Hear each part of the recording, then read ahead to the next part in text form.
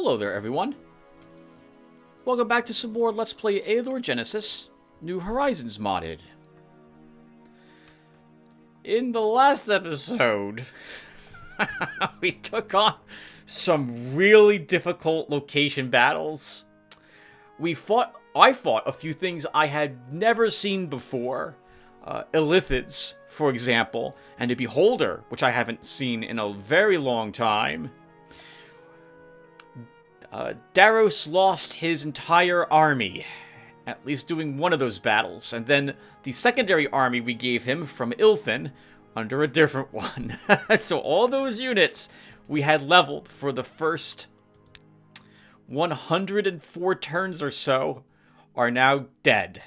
That's a real shame. They served with honor and courage, and I will miss them. Especially those two leveled swordsmen. Their shield bash saved Daros' life on many occasions. In any case, we got the experience that we wanted to get with Daros at least, and he is now level 21. Now, as a Paladin, he has earned First Strike. He's earned First Aid 8. He's earned Heavenly Armor, and he is much more dangerous against the forces of evil. He may be able to handle a few of these battles on his own now, whereas before he would not have been able to do so. Ilthin also reached level 11 and has chosen a Ranger, giving him, I think, 1 point to every single type of terrain knowledge, allowing his army to move more freely through them. He's gained a bit of magic damage now with all his range attacks. And there's something else too, but I forget what it was. So it doesn't matter what the other one's going to be. And as for Alarin, he is still level 3. Not much to say about him. We're struggling to find locations he can complete and clear, so we're pulling him back to the Ring 1 provinces in an attempt to find something around here that he will most likely be able to tackle. Ilthin will be hanging out around the 2nd tier now, whereas Daros is gonna fight some gnolls. They're gonna be, I think, another slaughter knocker, right? I think is the proper term for it. Oh man, we're gonna lose a lot of people, I think, doing this battle. But let's get started with it. Oh, actually, no, let's get started with it. What else happened in the last episode? We finished with our tier 2 structures, deciding to go and grab the jousting arena. I'm hoping that we can defeat these gnolls and then purchase this property in order to gain access to horses so we don't need Ohm around any longer. In fact, if we do defeat the gnolls, we immediately begin bringing Ilthin over here to do that purchase. Anything else happened here? Inside our capital? No, I don't think so. We're making $190 per turn and 17 gems, which is pretty good considering that earlier on, about 20 turns ago or so, I was losing gems. Maybe 30 turns or so. I think that's about it. Anything else? We did get some decent boots. The Ratmen, who had been looking for his lost city, found it and sent us these as a thank you. Nice. +1 defense and range defense on boots, giving Daros a 15 to both normal defense and range defense. He is indeed a tank. That's wonderful. We need to begin leveling his combat now. Weapon Master and Combat 1. Although if I do see Constitution 3, we may grab that as well. But it's really important he gets more damage, because as nice as the Flail of Thunder is, it's not a significantly damaging weapon, so he has to make up for it with these instead. Oh right, we got the Ogre's Mask, which will allow Daros to consume the dead in order to replenish his life, just in case we really need him to cover 10 hit points. What's interesting is I think if I don't do anything with Daros, if I just have him stand still and he counterattacks enemies, he still heals himself 8 hit points for not doing anything. That's pretty powerful. If we lose this army to something, we will see if he can handle some very evil creatures like gnolls on his own. Now, about the gnolls and Daros. We're heading over here to fight them. And I am a little nervous about gnolls. Those got a little stronger, as we know with the patch. They now gain strength when another one of them dies. it can't decide, like, the Gnolls don't get to decide who gets it. It's a random person gets the strength. But it does mean that whatever the last Gnoll is, that Gnoll's going to be extremely strong. I am worried about the number of Tormentors and pack leaders that are in these locations. They can have Howl. Maybe even the little Gnolls can have Howl too. And Daros will lose his heavenly armor and armor of faith if his morale drops to below 10. And if he's hit with like 5 howls, he will be very close to having 10 morale. And then when he's struck by the very powerful Gnolls, or even the little ones, I think they can get intimidation as they've leveled, which means he'll be losing even more morale. So it's very dangerous for him to do these battles on his own. I'm not sure if he can. So what I'm going to do for this battle is I'm bringing an army with him. We're probably going to lose that army, because we saw that this was a tier 4 barbarian tribe, which means this is a tier 4 Gnoll tribe. So this is going to be awful. On that note, though, I have a plan. So we did just hire a bunch of ballistas to help Daros. He's got some monks. He's got his incredible crossbowmen. All new hires for the most part. Some are wounded. Looks like at least these 3 survived the battle earlier. Right, against the Illithid, they survived. I can't believe they lived. I don't want to lose them, and I don't want to lose the ballistas, which I know I'm gonna lose them instantly to fighting the Gnolls. We're very close to that. And unlike the other battles I've done, where I've been very grateful to have that army, and I don't think Daros would have beaten the Illithid without his army there to help him. I don't think we need the army for the Gnolls, but, again, I'm worried about the morale loss for the Gnolls' Howl. So I want monks with Daros to counter that, so we have to bring an army with us. So here's what I'm thinking we do. We upgrade our outpost to a fort. Let's do that now.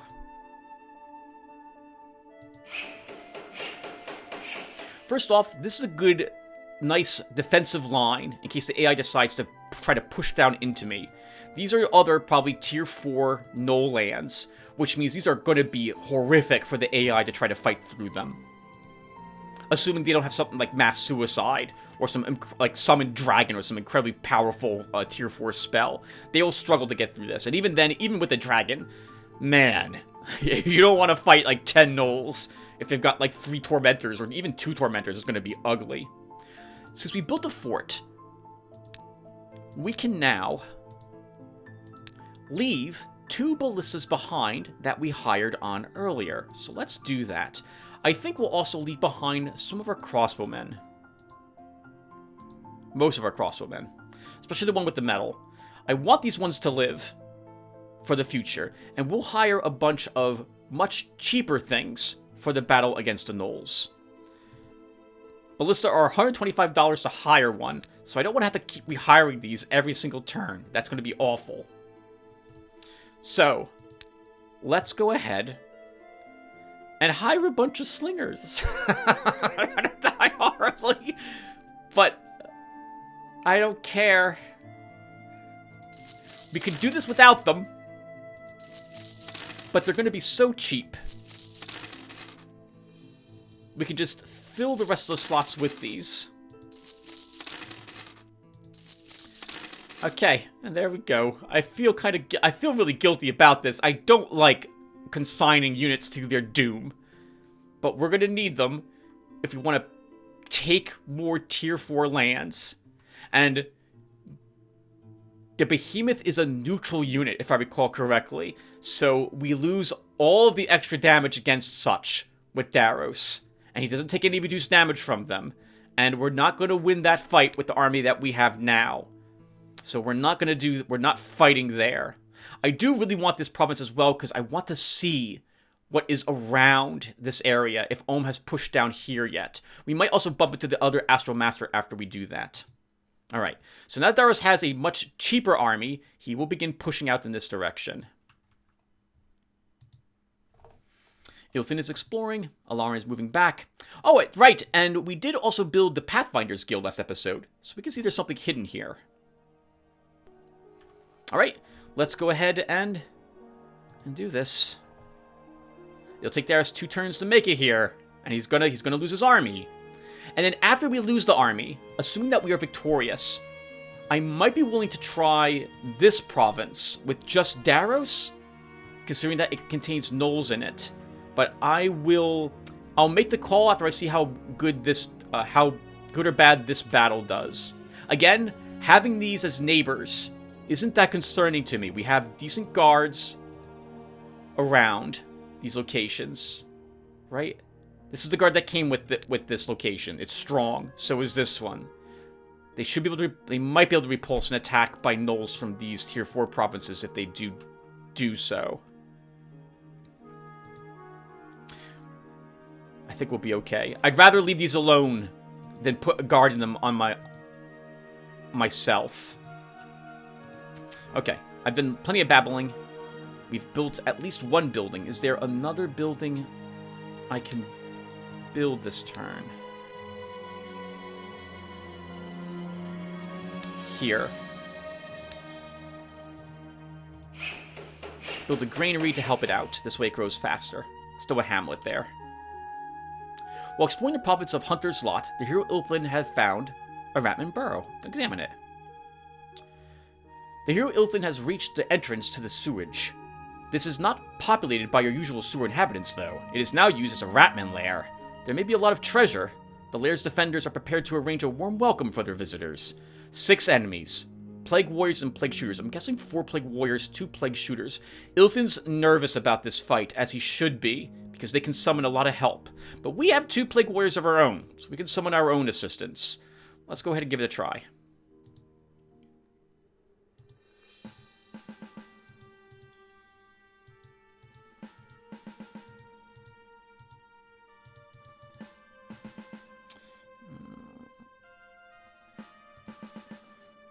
You're gonna have to deal with this, Tim. Okay.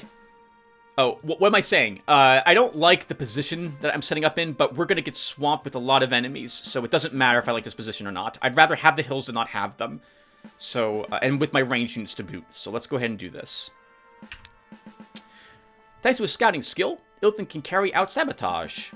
We have a 197 goals, enough to help us with this fight. Let's poison the water to do damage over time. Oh, do we need poison the water? If I raise a false alarm, they'll only be able to summon 1 group. Let's raise a false alarm.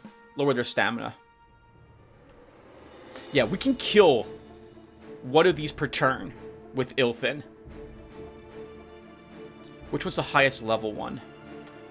Oh, right. Remember that units have a random medal assigned to them? I've noticed that it seems to like giving people the mercenary badge, which doesn't help them at all in combat, but it is completely random what medal they get, if they do get one. So, good for you, unscrupulous Plague Warrior. You're not going to contribute too much to the battle. Alright, this is the highest level one. He's got effective 22 armor, and 4 magic resistance. We should kill him, but if we do so, we will just... Actually, we ignore some of that armor, right? We have Precise Strike at least once. We have no Precise Strike, so we might not kill him. Our 4 magic damage will be ignored by his 4 resistance. So I think we'll target something else. Let's go after this one.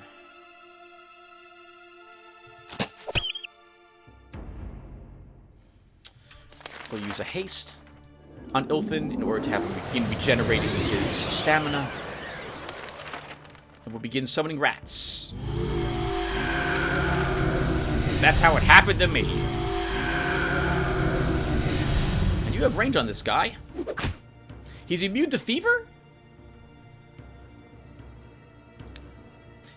He doesn't say he is.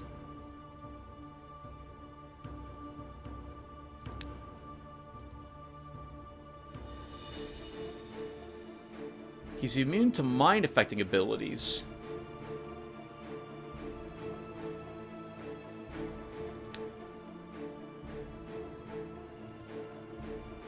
Oh, you know what? His resistance might be so high. His resistance might be high enough that he's not affected by it. Is probably what it is. Okay, well now we know. And everyone else stays here because they're going to summon rats and they're going to move up their rats. So let's wait and see what happens.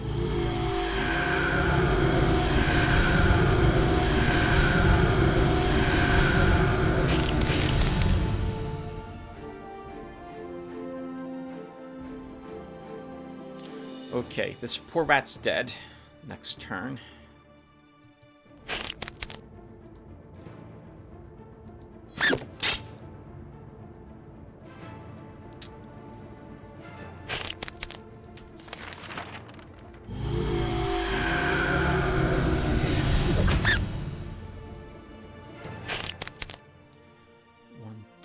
Can't reach me with the other two rats, and these are out of stamina, so they won't be able to summon another rat.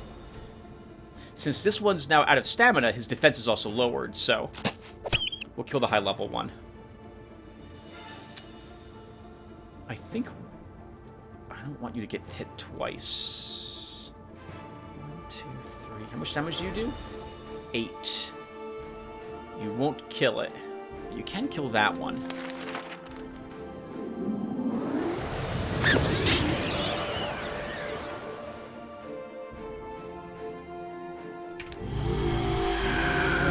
Oh, I didn't think you had enough stamina to do that.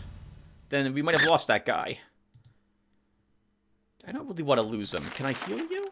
I cannot heal you. Can our fairy heal you? It can. Can I heal you from there? It cannot.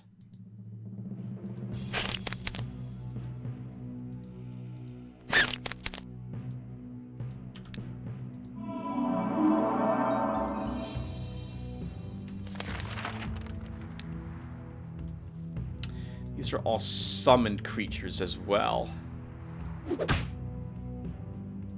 What I mean when I say that is that they won't leave corpses we can eat.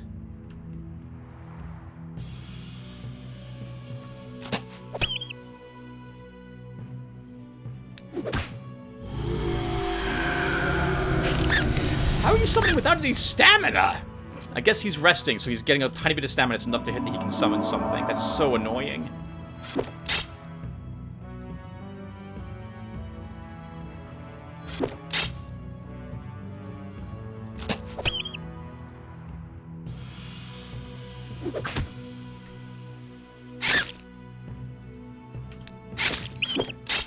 Ah, lost one anyway. That sucks.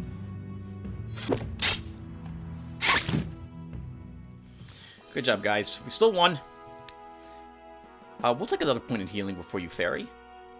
Oh, right. This reminds me, by the way, Necrophage. I think V2 Haisakanen was asking what spell my swordsman rats had. It is Necrophage. It allows you to eat corpses if there are any around. I think many of the rats can get this. But I'd rather you have, so we can, I think he probably has Necrophage 5 right now. He does, okay. So he heals 5 hit points when he eats a corpse. I think at this point I'd rather him have +1 attack. Poison Claw and Leather Gloves. The Lair's defenders are defeated. The Ratman survivors are huddling in the corners in fear. This does not deter you from considering them as new recruits for your army. Or you could destroy this lair, killing everyone and covering the hole with stones afterwards. What are your orders, Master? Recruit the Ratman. We'll take a new Ratman. Make up for the one that we lost. He's actually level 3. That's pretty good. All right, that worked out. All right, next turn's gonna be the fighting gnolls. I don't know if I'm looking forward to this. Alarm, yep, we're gonna sit here and explore. We should continue to build buildings, though. Do we have anything else that's either a standard pub? We do not, and we have 3 buildings at every single location. Then I can't think of anything else we need to build out here in the world at the moment.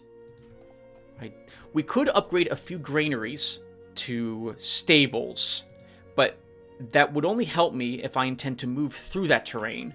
And I tend to put it on hills or any places on the plains would benefit from it. But I don't think we need it anywhere. It could be argued I have too many storehouses lying around. No, I think we're probably pretty good.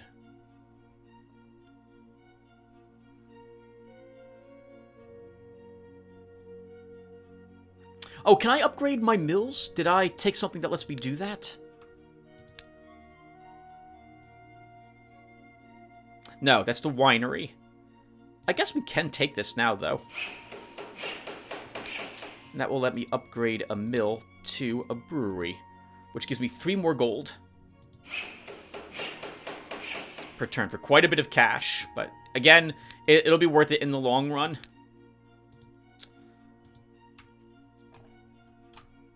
You search there, Alarin. Okay, that's it. And we're... Oh, you know what? We can do that for both of these provinces, can't we? Right, because we're allowed to upgrade 2 now a turn.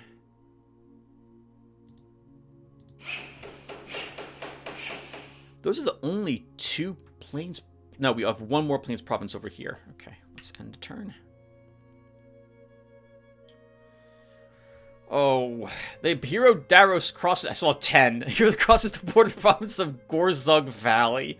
This visit comes as a surprise to the sensitive nostrils of local Knoll inhabitants. A squad of them gallop towards you. 10 of them. Pack Warrior, Tormentor, Tyrant. Oh, the Tyrants are the ones I keep calling Tormentors. And I thought the Tormentors were called Pack Leaders. Tyrants are, I think, their Tier 3 unit. Tormentors are their Tier 2. Pack Warriors are their Tier 1. I don't think... I've never had an alliance with the Knolls, but I don't think they have anything else. I've never seen a Tier 4 Knoll yet. That would be absolutely horrifying. We're here to fight them. Let's do it. Oh my god, there's 3 freaking Tyrants. That's nightmarish. Alright. How are we doing this fight? Everyone I've got over here is dying. Oh no! Stop! Stop! Stop! No, stop! Accidentally clicked something in the background. Okay. Oh no, are you the one who has bless? You are not. Okay. So it's very important that my monks live. They have to be able to cast... Cast? Yeah, that's right. We want them to cast their morale boosting spell on Daros. God, you're all gonna die. At least you'll be able to take out a little bit of their stamina before that happens.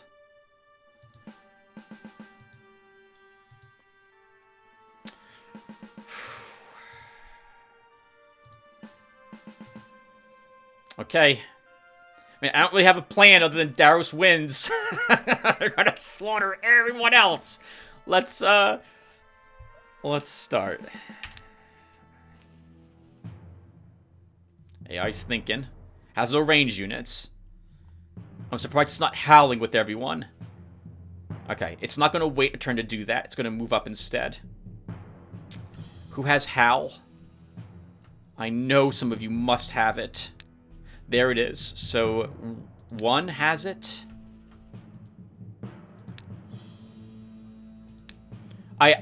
It's a shame I can't see it by holding down Alt. By the way, in case you didn't know, if you hold down Alt while you're hovering over a unit, you can get its description over there on the left. You often see me doing this to make a quick check.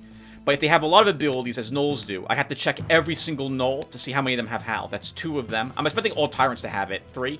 Okay. So far, just 3. 4. A little Knoll has it. 5. Oh god. Okay. And how much morale is lowered with a single one of those? 3. So that's 15 morale gone off of Daros, bringing him to 24. Okay. It's not enough to make him, I think, drop heavily armor. Let's look at heavily armor really quick. Above 10. So he would probably be... He probably could have done this entire battle on his lonesome. We move you up. Okay. So, what can we kill? Can we kill anything?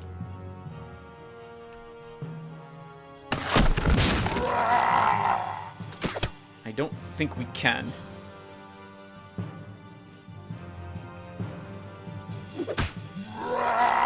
Wow, they get really angry very quickly. We want to lower these things' stamina, even if it makes them mad. Every point of stamina that they don't have... They're gonna one-hit kill us anyway.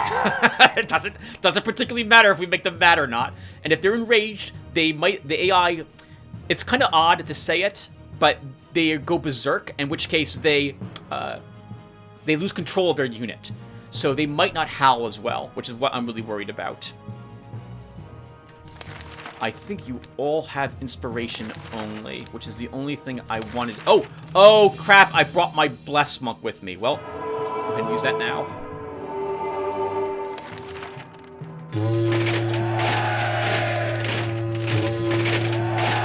Alright, I'll be very surprised if my army is still standing in another 2 turns. Might as well start using inspiration now. So those lost their morale. Notice that we took 1 damage from him, thanks to our impressive armor and heavily armor and armor of faith, all in effect. Okay, now this is going to spawn a demon when we kill it, so we should kill it first, and not. Oh, sorry, we should kill it first and not with Daros, so Daros can one-hit kill the demon, assuming he can do exactly that. So we could also try shuffling some of my units back so they don't instantly die. Sometimes Gnolls get a ability that lets them attack again after they just attacked, like a second turn. And we don't want that to happen.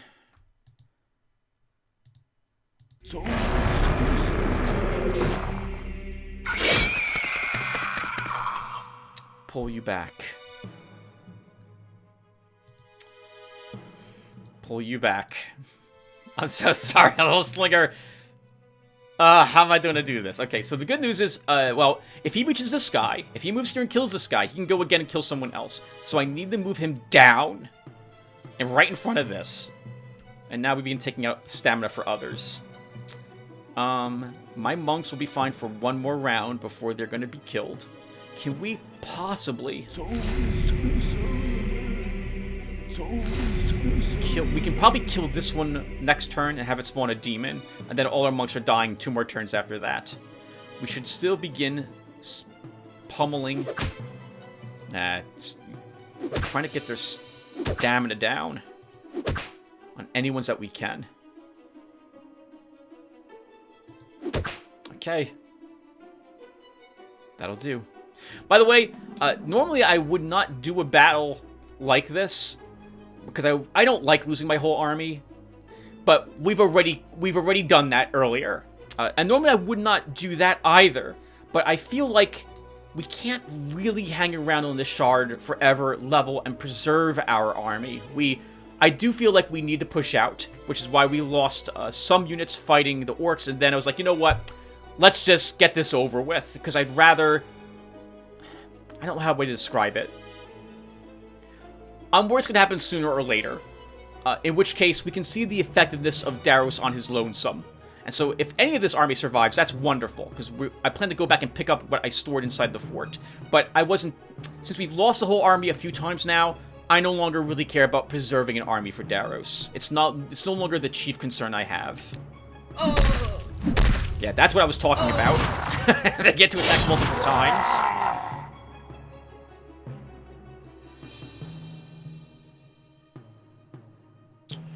Okay, as before, we want to kill this one with all our units before Daros goes, because he can one-hit kill the demon.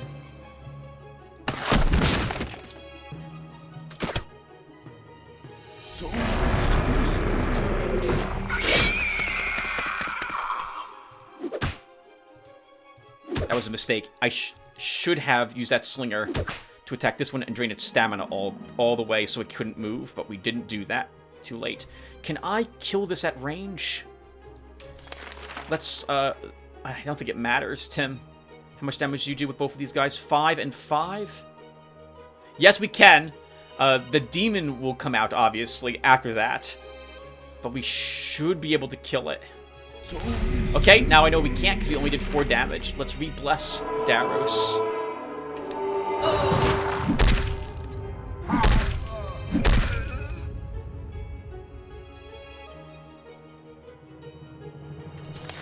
Daros, it's time to begin getting ready for you tanking the rest of this.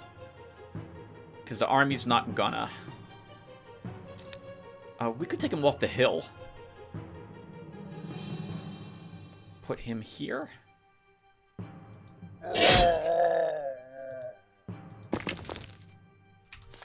Alright, it's over. Here come the bad guys. We've lost the rest of the army.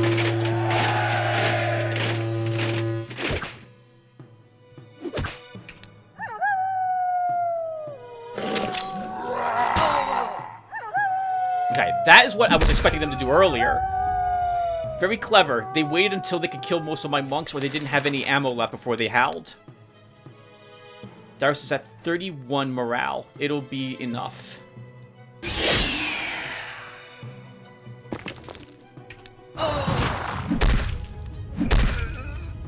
It's gonna have to be enough. Let's give him Word of Life.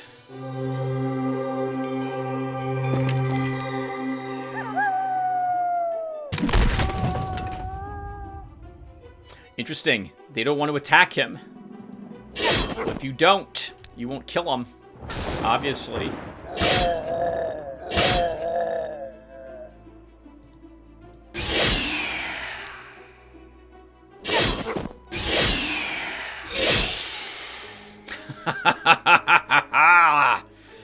You can't kill him. You can't do it.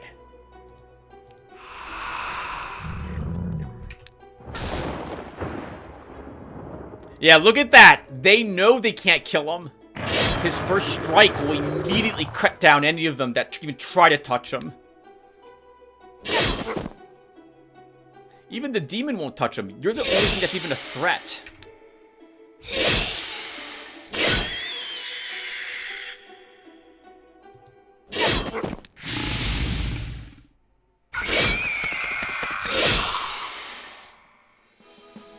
Lost the army, as I thought we would. Darius almost gained the level from that fight, though. Not bad for the money, either. 773 bucks and 27 gems. The hero Larin has returned from his trip. He did not find anything unusual, but he managed to explore 2% of the land in the province of Forbidden Wood. While exploring the province of Hunter's Lot, the hero Ilthin found something unusual. Tower ruins. Examine it. The hero Ilthin has approached a half-destroyed ancient tower. The inhabitants of the old citadel have noticed him, preparing for battle. 8 enemies. Goblin Hunter, Wolf Rider, Trapper. Probably 1 Wolf Rider. 2 Trappers? I would say probably 3 Goblins and 2 Hunters. Yeah, Ilthin can handle this, I think. Be a little tricky now that he's got Ratman, but I think he can win. Let's try it. We have no hills on our side. They have the hill on their side. It's goblins are fighting Tim.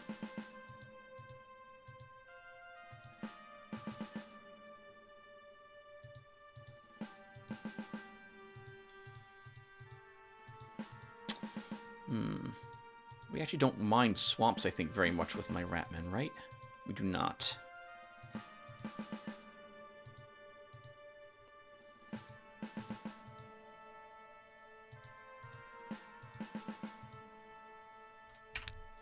So we should do one of these.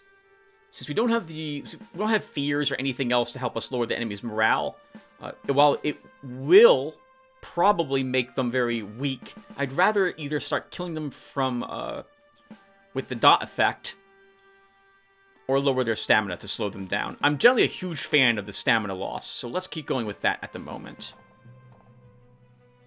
That should slow this guy down to only like 2 movement. Not 3. Okay, and we can kill this hunter right away. Was I right, by the way? We do. No, we have 1 more normal goblin and 1 less trapper.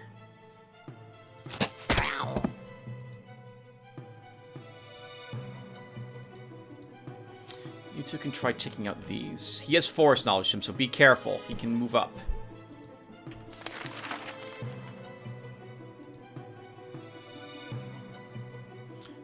He can't reach me this turn. As usual, we haste Ilthin at the start, so he begins recovering stamina. I forgot you have concoction. Combat abilities increase target's attack, defense, and range defense by 2. Grants the ability Necrophage 5. Unit loses 2 hit points each turn. Last 3 turns. Interesting. I always forget they have this. And it's only Ratmen. And not even rats I can put it on. We don't need it.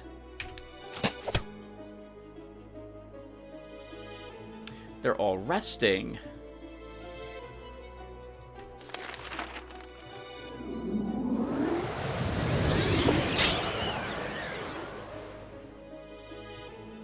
So that was a big mistake. Right. Now it's not as big of a mistake. I didn't realize we could kill that guy right away. I don't care about you, little rat.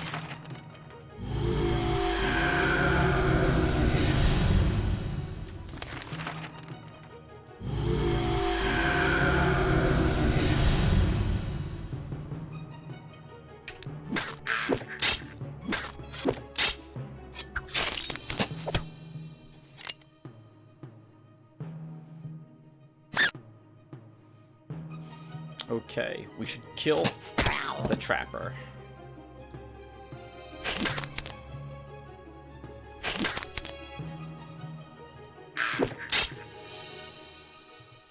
Run you back, fly you up, fairy, and you can heal him. And it's over. This was not bad at all. Shouldn't do that with him. Gotta be careful of the... Oh, that guy's out of stamina. I'm actually not worried about him any longer.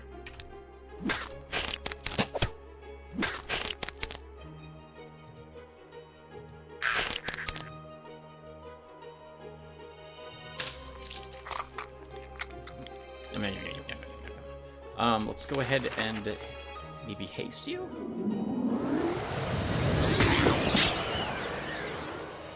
Can't quite reach the goblin this turn, but it's dead next round. I'm not even gonna bother shooting. Can you actually hit him?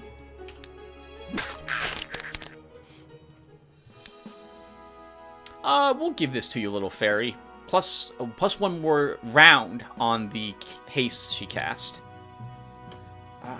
At this early level, I want you to have counterattack. Ooh, what's your range defense? 3? Plus 1 ammo because of another rat. Hey! 221 gold, 23 gems. We get some decent stuff. Dwarven Chainmail, plus 4 defense, plus 2 range defense, plus 5 hit points. And Spear of Retribution. First strike, Vigilance, 3 attack, 6 counterattack. Decent. If we get a commander, we'll be glad to have this. I'll think about it. Technically, the Dwarven Chainmail works with the Dwarven Shield. It would give him plus 1 more attack and counterattack 1. His defense would go up by 1. What's the Dwarven Chainmail?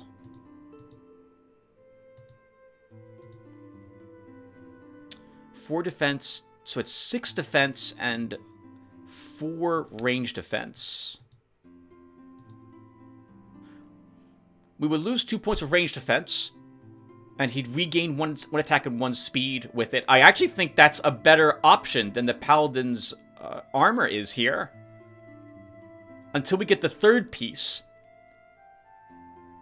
All we're losing... Oh, well, it's also plus 2 morale on Daros. No, I think we keep what he's got. Okay, so Daros lost his army, which is what we expected to happen. Let's go ahead and put some defense here. We'll have... I don't know if I want to use the centaurs here. We'll keep putting units here that I've purchased. Let's put the Men of War here. I've purchased. We're putting guards here that aren't one-time use guards. And we'll build a mill. And then we'll build a pub. And Daros, you're all alone. This might be a giant mistake. And I said I wasn't going to do it. But maybe you will try these gnolls on your own. Unless there's something here that's evil that you can kill. Oh, you can kill the brigands by yourself. Probably can kill the skeletal. Skeletal pack might be tricky. But I think you can win that battle too. Because you have cat's reflexes, which will give you vigilance.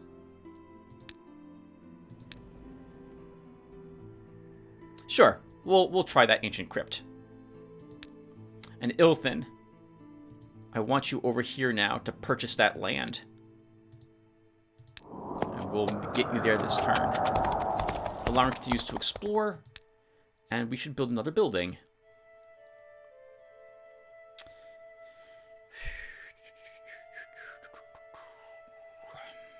Sure, German Traveler. Income +3, and we get some tier 2? Tier... This is tier 2 or tier 3? This is tier 2 leather armor.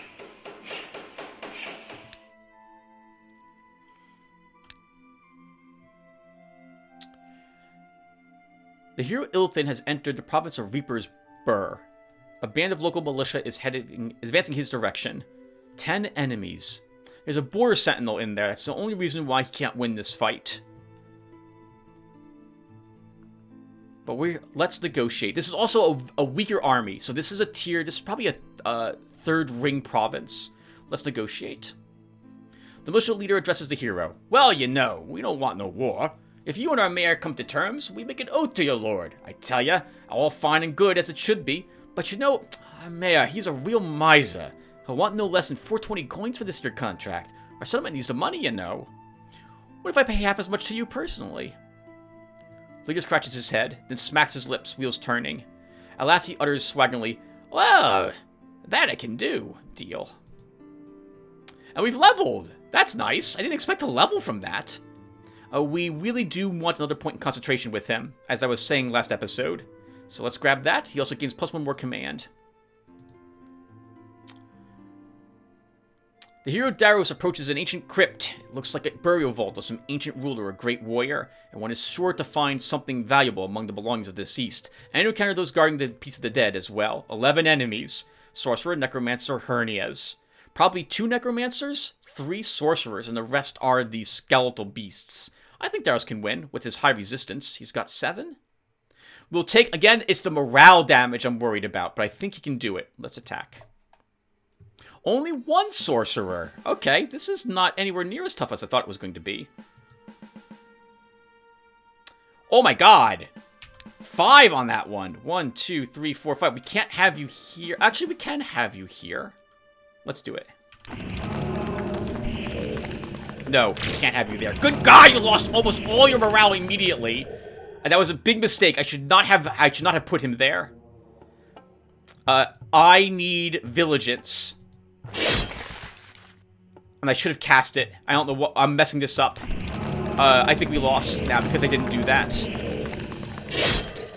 Yeah, we lost.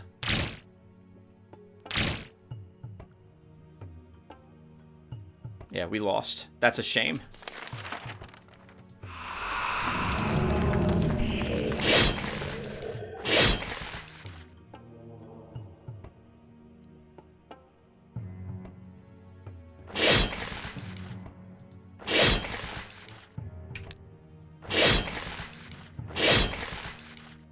Okay. Thank you, AI, for not attacking me. That would have been really bad. Daros would have fled the field. There was nothing I could have done to stop it.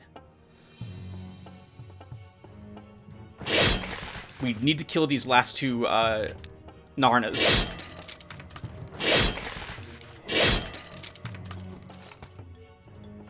Okay, the threat is over. We have won.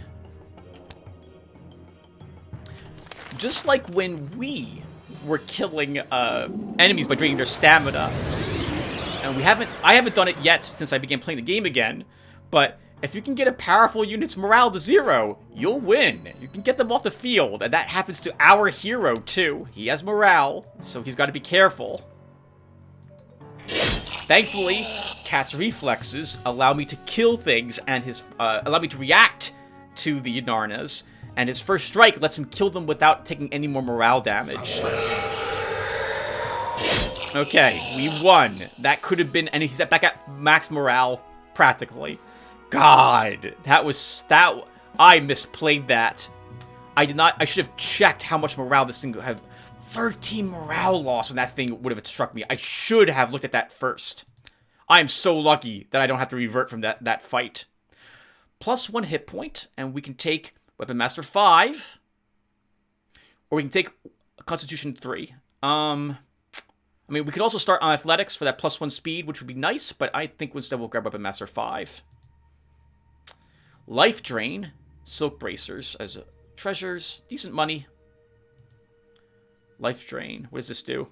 Deal 10 magic damage to all enemies within 1 tile, and reduce morale by 3. The caster regains as many hit points as damage dealt. Damage increases with the caster's spell power. That's actually kind of cool.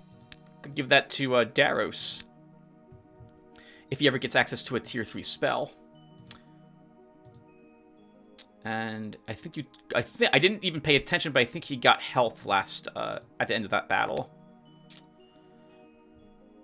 Alright, Darius, can you do another one of these battles? You can probably kill the Brigands, as long as we do the same thing, more or less. And we use Cat's Reflexes before all the assassins attack you.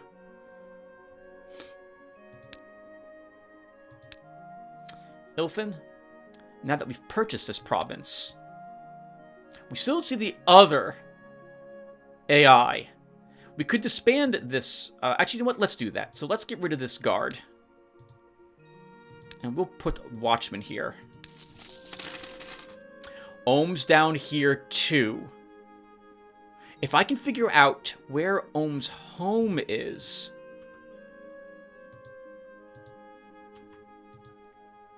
I could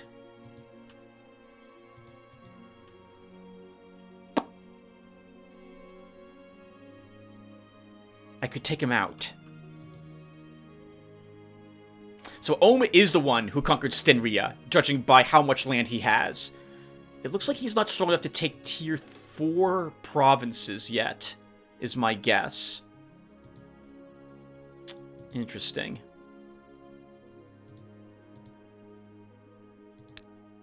Alright. Let's build a... I want a storehouse here. So, I'm not going to need that. I think I'd rather have the Spear of Retribution over the Bardiche. So, we will keep it instead.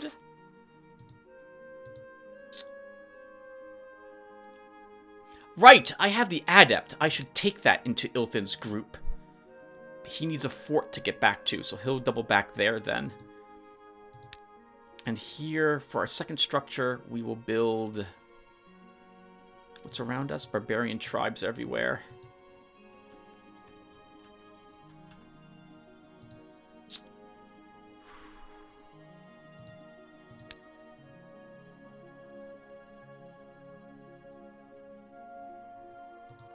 It's a large village. We'll put a mill there. You're stepping in there. And you are still exploring, Alarin. As for home, so first off, we no longer need that trade deal. So we are done with it. You signed a trade agreement with this ruler recently. You cannot cancel or amend it yet. The only legal way to cease any trade immediately is to declare war. Oh, I see. Alright, so we have to have it for 5 more turns. I don't know if we're ready for war yet. I think we'll probably start war with him next episode. We'll find and defeat him. Because whoever he's fighting looks like they're probably just barely holding on. I just have to guess correctly where his kingdom is. And I've got no clue where it could be.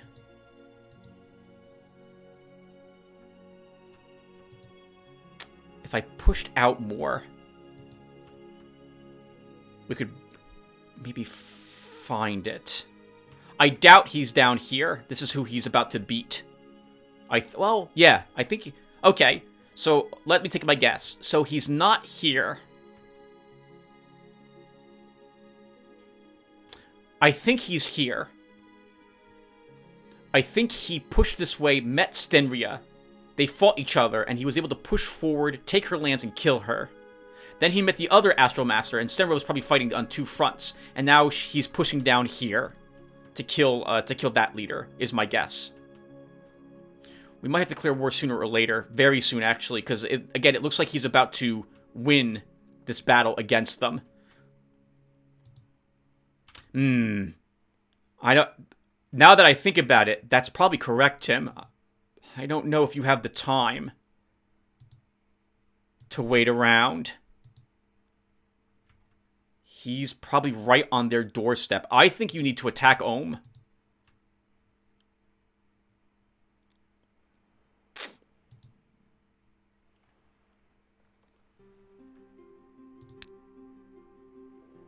We can wait a tiny bit longer. Next episode. What turn is it? We have like 3 more turns we'll be fitting in this episode, everyone, because we've been playing for an hour already. I can't believe how fast this game goes. But we will declare war on Ohm next episode and go in this direction and see if he's over there. We haven't built anything at home. So...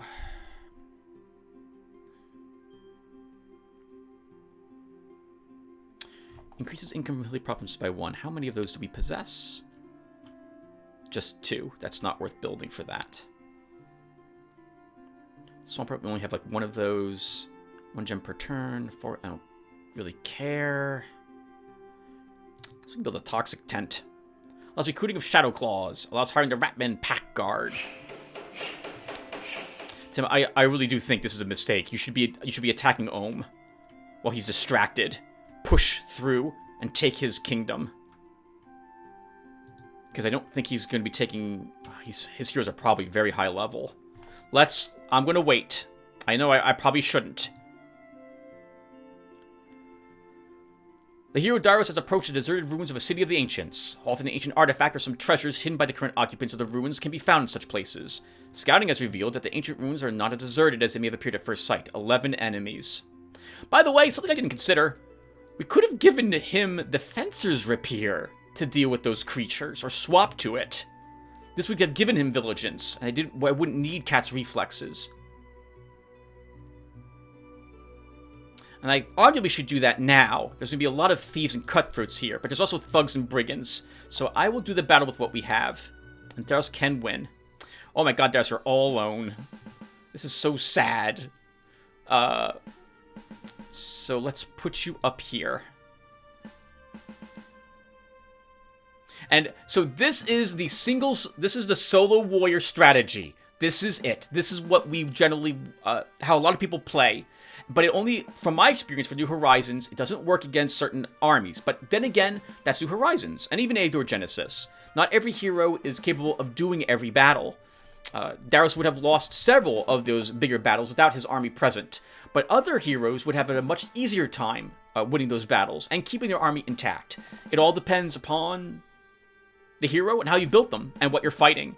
Which is one thing I really like about the game. How diverse the enemy repertoire is. And how not every hero can win every single encounter.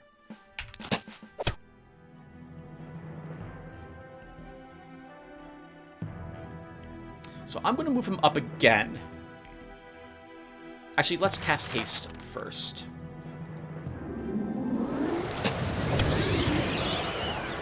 We are impervious to their range attacks. We don't care about them at all.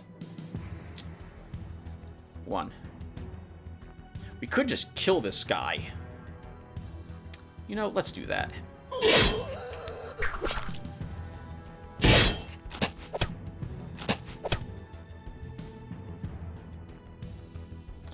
Well, since you're not moving up, I won't need to use Vigilance unless you're attacking me in melee, so we'll keep killing all the ones that have agility.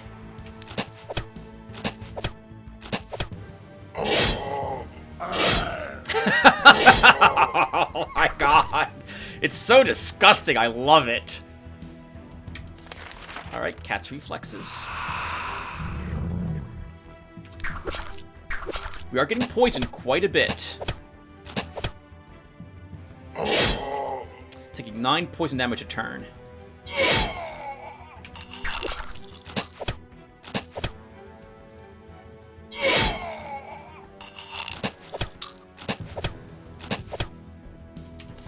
Word of Life. Now we can just end our turn a bunch. Word of Life heals us 5. First Aid heals us 8. This is disgusting. I love this. There's nothing about this I don't love. God! That's wonderful, Paladin Daros. Easy battle. Drow Boots. 6 hit points, +4 stamina, forced march. I think this is supposed to be given to a scout. The experience Daros is getting is worth doing this. Let's... Oh! They're unscrupulous. I don't know if Daros can kill. No, he can. Can he? I don't know if he'll do the damage to the rats that we need. They're going to do a lot of poison damage to him. But I think his resistance will keep him immune to the diseases. We can always revert, I suppose, if it comes down right down to it. Let's do that battle as well with him. Then it's army time. Basically, we're going back to pick it up.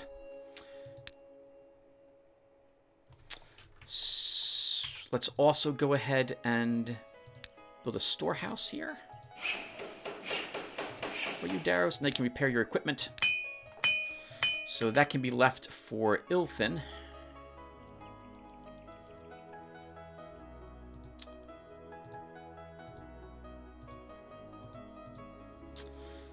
So he loses... If we swap this... Oh! This is not anywhere near as good as I thought it was. It's defense 6. Oh, we need a third piece for the +1 defense. And you got it. You got the numbers wrong. That's defense. Okay, so we do lose defense. We're going to keep that then. I guess we'll still hold on to the Dwarven Chainmail at this moment.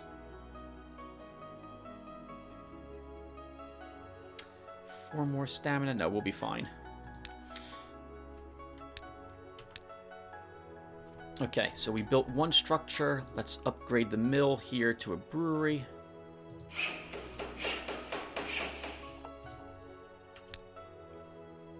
We didn't build anything in our Demosthene. I think that's how you say it. I don't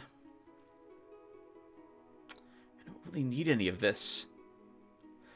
I guess let's build a Swamp Trappers Guild. Allows recruitment of giant spiders, bird eaters, ballistics, giant slugs, and swamp dragonflies. We have a giant slug egg. So that's why we'll build that. Oh, actually, we should build a dungeon at this point to stop corruption, because we're getting more and more of it. We want to slow that down. We have so many gems. Is there a spell I can cast? Is there a province that's unhappy? No.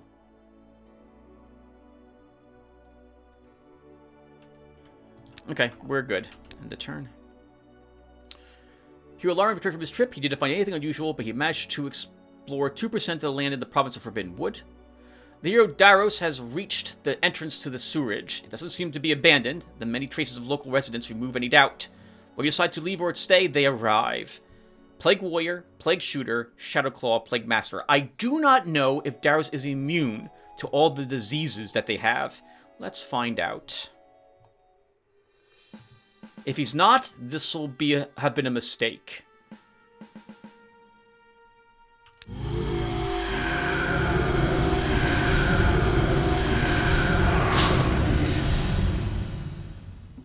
Let's see if he has a fever.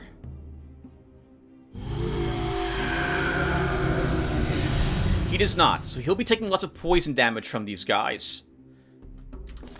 Let's start. Let's think here. These guys have agility? They do, but they won't reach me this turn. Let's cast haste.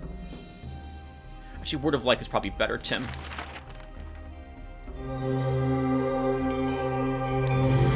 That'll counter the poison we're going to have applied to us for a bit.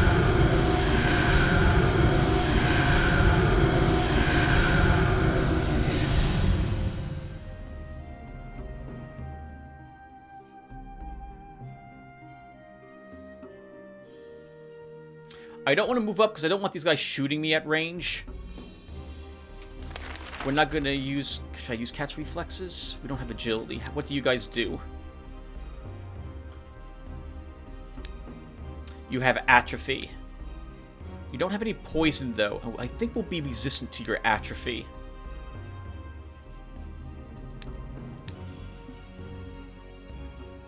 I think we'll be okay.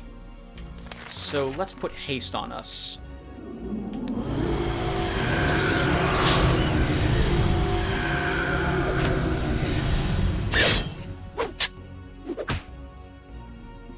Yeah, we are resistant to their fevers.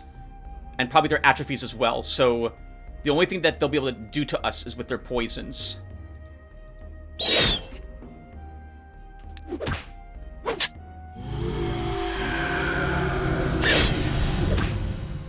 I feel so indestructible with him. Coming for you, Plague Master.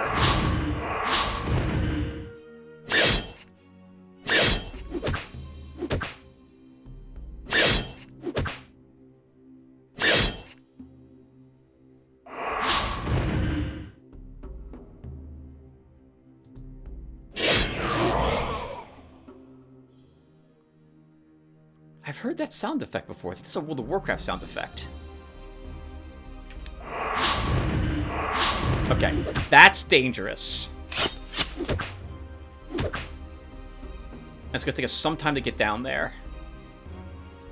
We're taking 16 points of poison damage each turn. This guy has 5 more rounds of he can apply to us, but we need to get down there. So let's use Word of Life to help us counter that.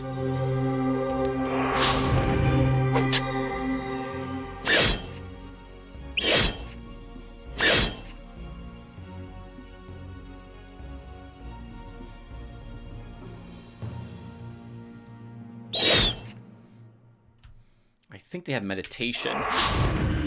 Actually, no, they have necrophage, which will allow them to, Oh, we have, you know what? We have necrophage, too. Yum, yum, yum, yum, yum, yum, yum, yum.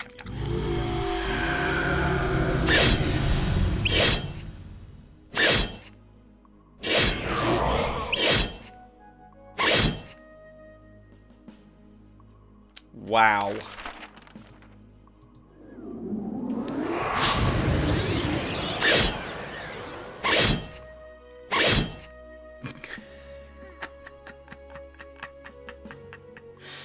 Let's come up here and eat a few corpses.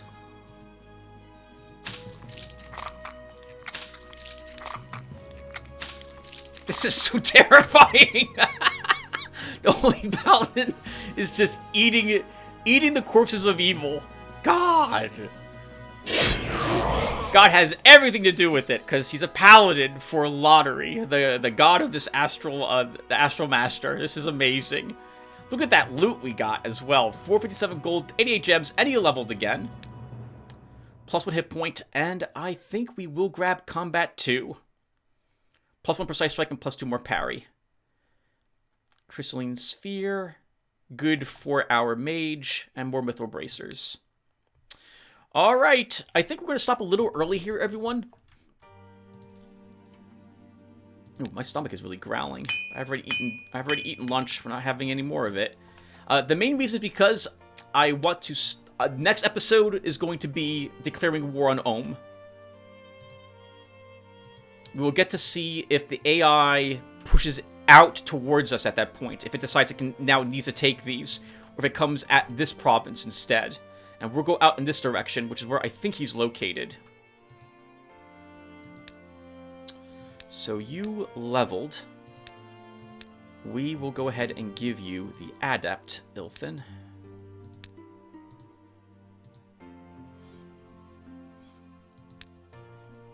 Which is now... That cost us quite a pretty penny in gems. How much is he? 11 gems a turn. But I think he'll be worth it.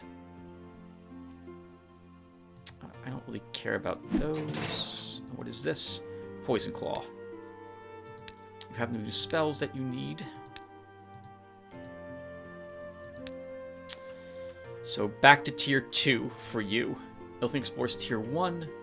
We should build 2 buildings, so let's upgrade to a brewery here. And upgrade to a tavern.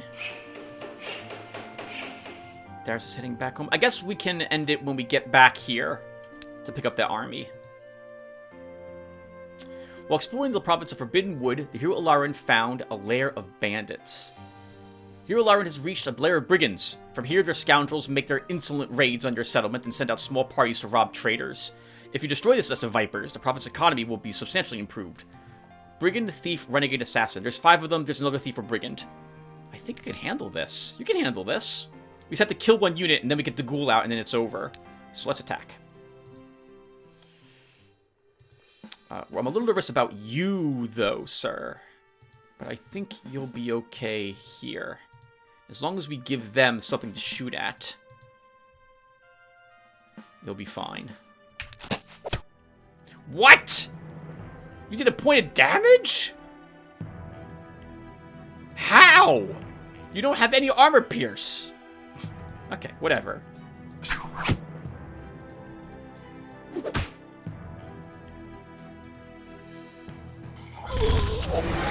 Now there's a corpse, but he's going to run over it on his turn.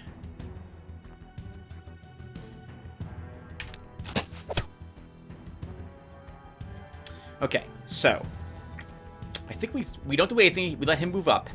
Let's do with this guy next.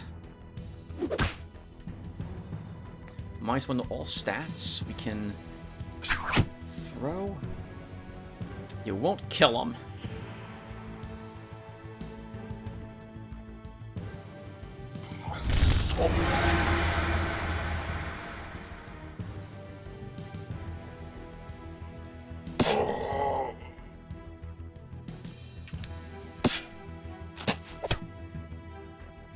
Okay, now we get a ghoul.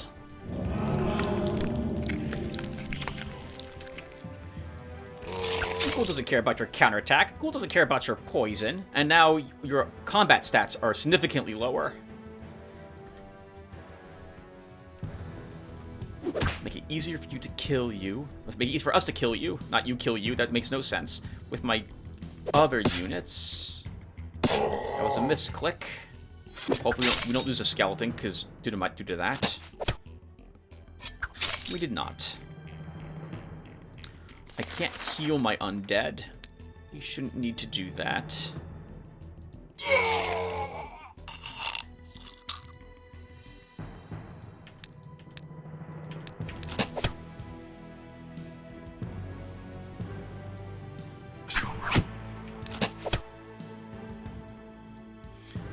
Just to let you know, when it reaches you, it's going to eat your corpse and heal itself.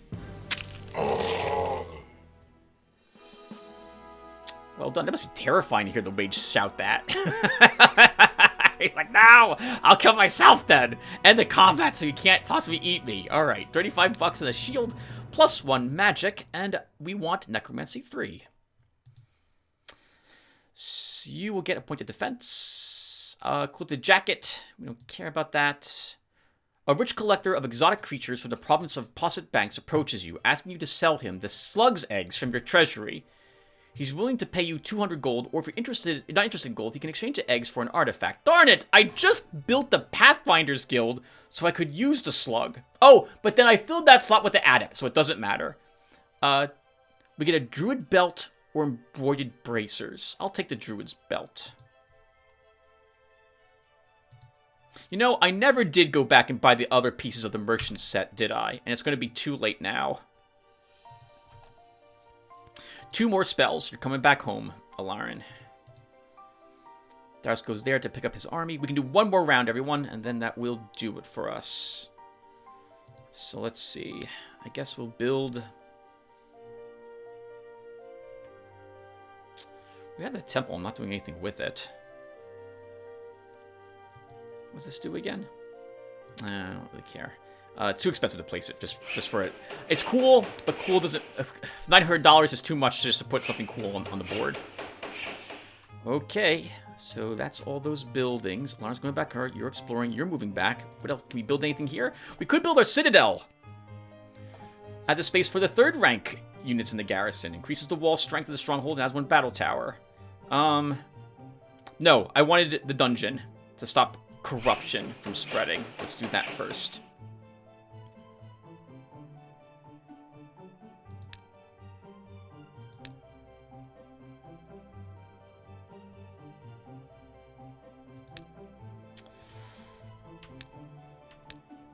Okay, and that's it. While exploring the province of Hunter's Lot, the hero Ilthin found a sorcery store. Examine it. Hero Ilthin has reached a small, strange-looking building. Judging by a sign over the door, they sell magic wands and spheres here, and a large party of guards at the entrance indicates it will be quite difficult to obtain any goods for free. We're here. to enter the shop. Seeing the hero, the shop owner smiles mysteriously. You have made the right choice to visit my shop. I have excellent wands and powerful spheres here, many of which will suit the taste of even the most hard-to-please magician. Take a look, make your choice. In addition, there's a special offer for great leaders, running for great leaders. Excellent gargoyles at most reasonable prices. We don't need the units, so we'll ask about a special order. Unfortunately, I have too much work on my hands at the moment, so I'm not accepting any new orders. Look at the goods. So what do I not need? So we don't need these lichens. Yeah, we're gonna get rid of 2 of those. We don't need Enchanted Fang. I don't need Enchanted Fang.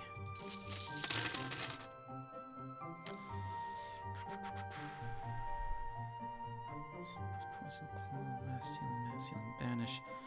So I don't think we also need any of the spheres he's offering, because we have a crystalline sphere, which is decent. The decreased spell cost will be helpful with against it's for summoning undead. Gem income is also nice. The Wizard Destruction is a better sphere for dealing damage with our wands.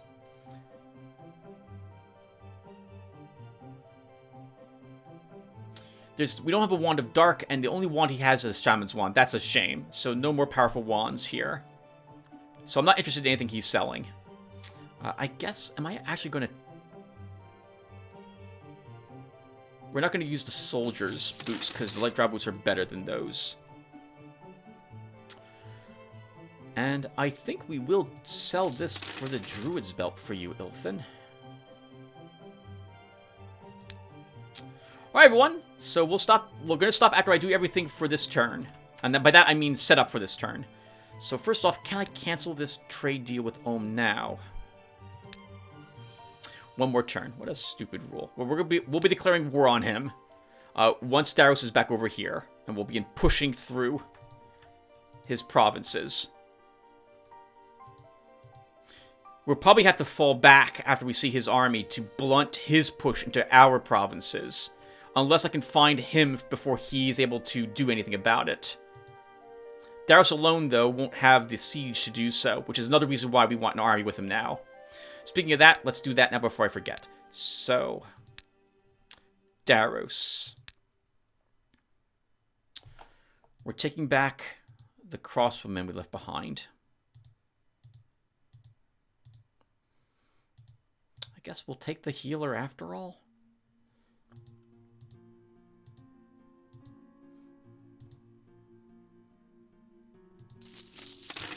Three ballista.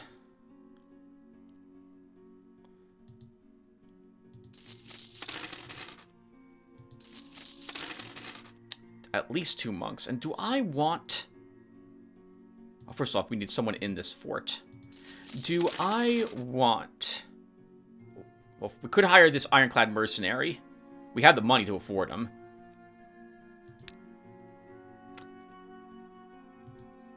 He does come with Shield Bash, which could be useful. We could also get those slugs with Daros, but I think the slug, that might affect the morale of our army. So we'll go ahead and grab the Ironclad.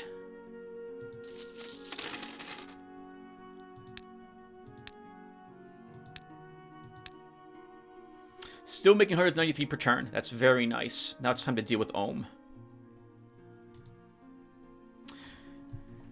I do think we march through this towards him. We could then leave forts behind that he'd have to deal with in order to save his besieged capital. This, of course, assumes that his capital isn't guarded by something like a Phoenix cult or something like that. If it is, Daros can probably win against a Phoenix, but something like that's going to be really tough. It'll be a long, protracted battle against him if that's the case. Alarin, while you're back here, you don't need these sandals. You also... I guess we should repair this for Ilthin. I can't remember what armor Ilthin is using at the moment. It's a two-handed weapon, right? Yes, it is. We don't need that then. Ilthin, what are you wearing for armor? Okay, that's better. That armor's better for you. So Alarin will just hold on to this. He will wear the emissary's boots, though. And you have a sphere constructed already. I forgot we had that. I guess we'll just hold on to the crystalline sphere for you then.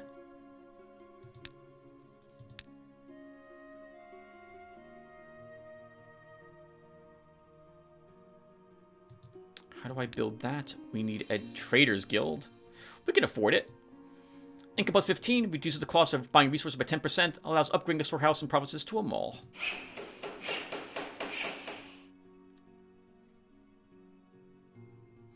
That would let us buy Mithril arrows for Ilthin.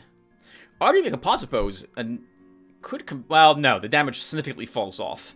It is plus 2 more range for him, though. No, we stick with the strongbow. Spells. You got more spells. Alright, so we want... We want an atrophy. And for another rank 1 spell...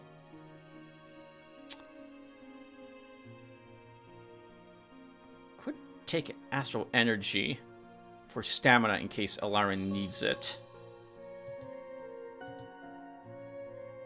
Or haste for him if he needs to get the heck out of there. Oh, you know what? Let's take Soul Trap. I almost never use Soul Trap. It's a very good spell. It's a very good spell, but I don't tend to use it, so we'll give it a try. And then you're heading back over here to explore. Ilthin. It's a shame you're only level 12. 2 more levels and I would have you help with the war effort. But instead, we're just going to have you keep exploring here 1 more turn. I want these up to 30%.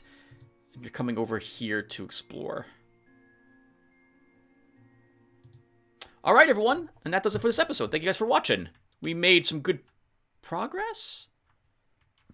We grabbed the horses, which is what I wanted. We've seen Ohm is down here too.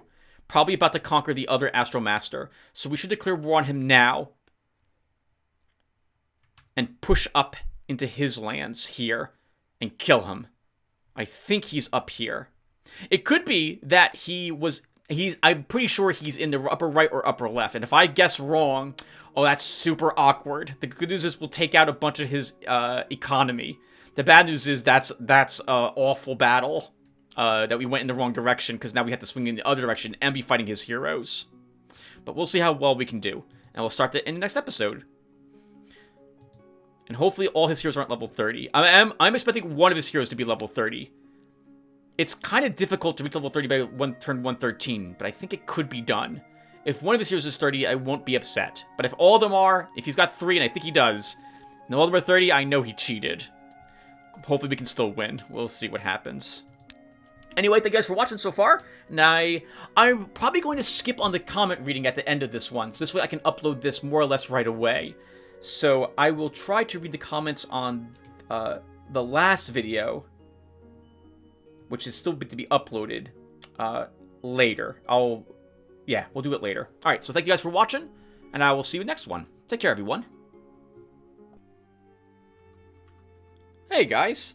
Alright, I know I said at the end of this video that I wasn't going to read the comments from the last one on this one, but I think I can fit them in, and I still have time to upload this today. Today is January 28th, 2022. So let's go ahead and do that. So, who has left a comment from me? For me. Hopefully I'm the only one leaving comments from me. Dennis Mayak says, yes, there are some armies that Solo Warrior just cannot take. For example, a lot of spiders. Yeah, spiders will... Even a handful of spiders can easily kill a warrior. I'd be worried about a Solo Warrior fighting even 4 spiders. Depending upon how much... what his attack is and counterattack. I don't think it would matter. Because all shooting spiders will web him, and then everything else bites him. And it doesn't matter how much armor he has when he's taking like 20 damage of poison a turn. He's just going to die before he is able to get out and do anything about being poisoned so much. Paladin don't get resurrection ability level 20 New Horizons. Huh. I guess they thought it was too overpowered. I didn't realize that the Paladin had a resurrection ability in Eador Genesis. Or at least originally. How about that? Man, that tells you how long it's been since I played Eador Genesis. The standard one, it's been an age. Then it says, yeah, in Heroes of Might and Magic, each squad is represented by a single model on the battlefield with a number of units displayed below. Okay. Yeah, I couldn't remember if it was Heroes of Might and Magic or was confusing it with like something... I don't even know what I would be confusing it with, but a different type of game. I've played a lot of various tactical turn-based games over the years, and I get them mixed up on occasion. When you first encountered that loss of upgrade points when upgrading units in New Horizon, I went to look that up. When you upgrade a unit, it is not actually getting upgraded. It is removed and replaced with an upgraded version. Any attribute upgrades you made on the original unit are lost. Not sure about medals. Oh, interesting. I thought it probably worked that way, but I wasn't 100% sure. So, I had asked in the last video if anyone... I think I asked Adorkable in particular, but I asked also if anyone had noticed that when their characters level up, if they lose the morale upgrades that they've given. Because I've noticed that my infantry, I generally give them 2 upgrades to morale on the way to level 14. And when I upgrade them to a veteran spearman, they lose that morale, any morale picks I gave them, which is effectively like wasting that pick. I wasn't sure if anyone else noticed it. And it seems like that's the case for all of the stats then. They all get reverted to whatever the veteran spearman possesses. So this will be what your unit has when you upgrade him to this class. I don't know if I like it myself. I think that I'd have to actually do the math as to how many upgrades it would take to get exactly this stat line. But I tend not to build my spearman stat lines that way. So that's good to know. Thank you, Dennis, very much for that. And I can attest that the medals are kept. Whatever medals you had assigned to that unit are brought over to the new unit when it levels up. Because I've had that happen multiple times for me in the past. If a unit had additional levels above the level on which its upgrade is possible, those extra levels, or maybe their XP equivalent, are applied automatically with random attribute choices. So those extra levels are automatically attribute choices.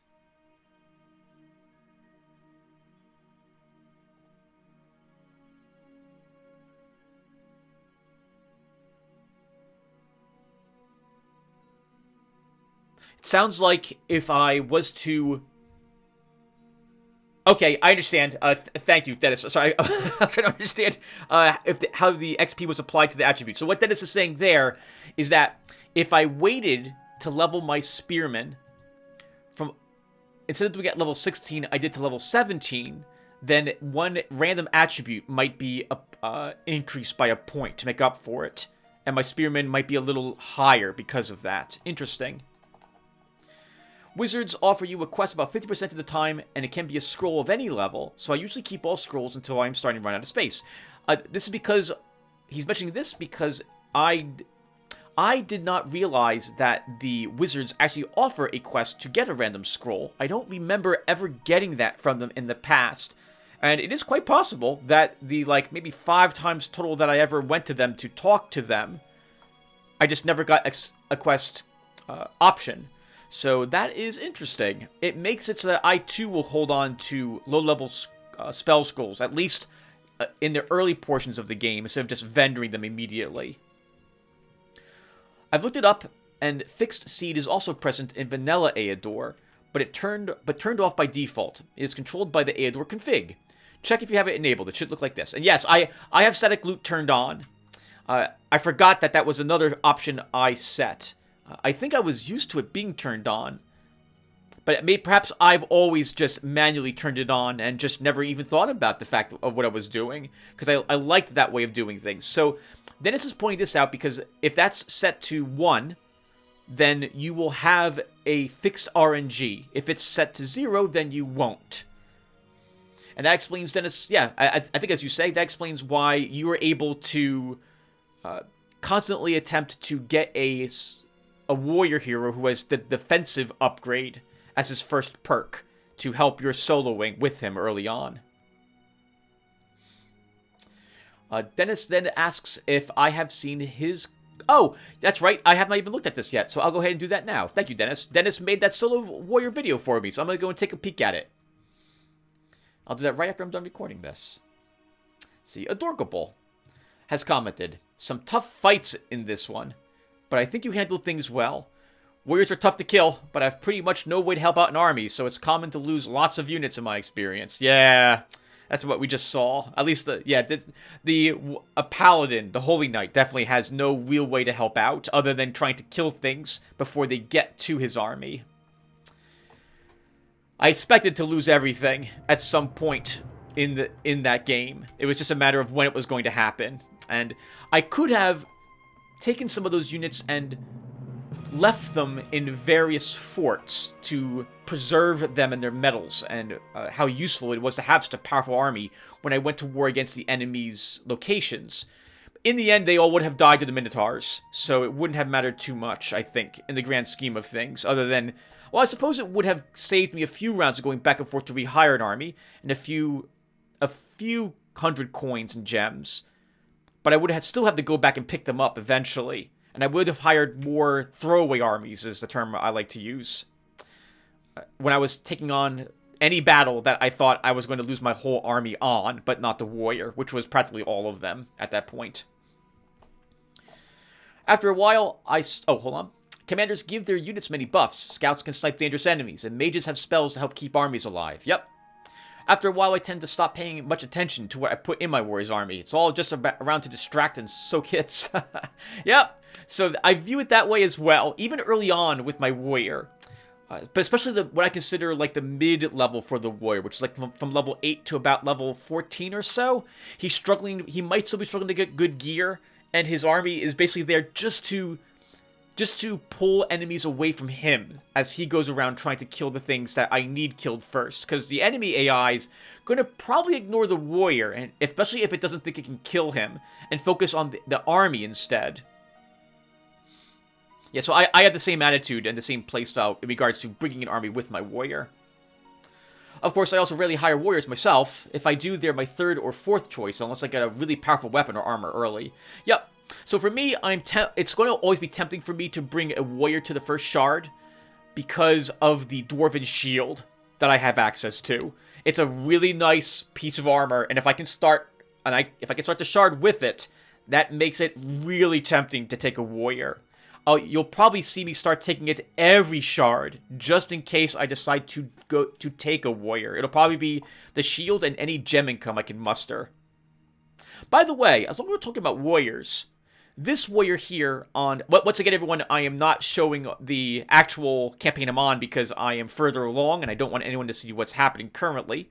But Gorn here, when I hired him, he started with this weapon.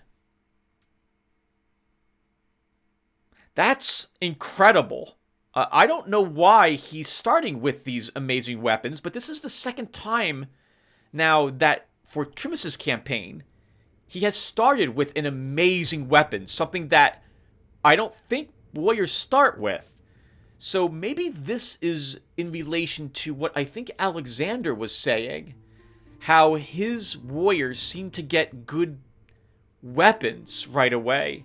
Like, this is a phenomenal two-handed weapon. Plus 10 attack, plus 9 counterattack, Hunter of Demons plus 3, and he started with it? The only thing I can think of is oh no, he started with the skill Saint. So maybe that is what gave him this. Let's see. He has Smite Evil 2 by default. I know, I think that's probably all that Saint does, but maybe this helped determine what weapon he got. Maybe if you have Saint as your passive, that gives you a better chance of some sort of special weapon at your character's start. You know what? Hold on. As long as I'm going on this tangent, why not use Eadorpedia? And I can go to... How do I check this? It's skills. And if I can find Saint.